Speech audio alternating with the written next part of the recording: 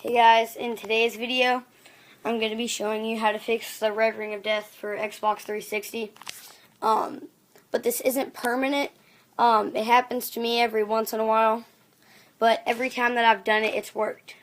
So, I'm going to turn it on just to show you I have the red ring of death. There it is. So what you're going to do is have two Q-tips with these parts cut off. So they look like this. Then you're going to stick them in the back here like this and just through these holes until you hear that and it goes back. And what it's doing is it's stopping the fans, and the Xbox is overheating. And when it realizes it's overheated, it'll reset itself.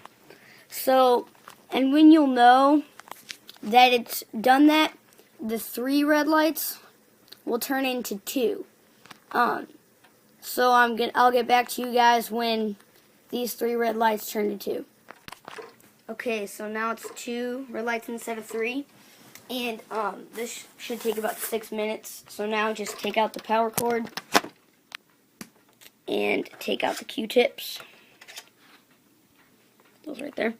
Put the power cord back in. And now it should work. Let's cross our fingers.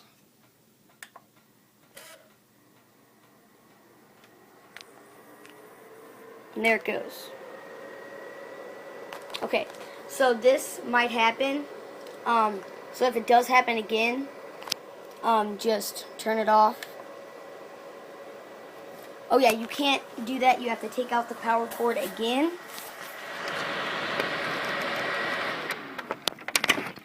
And then put it back in again. And now, it should work.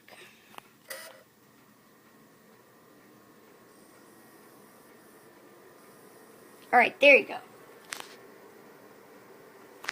Now it's working.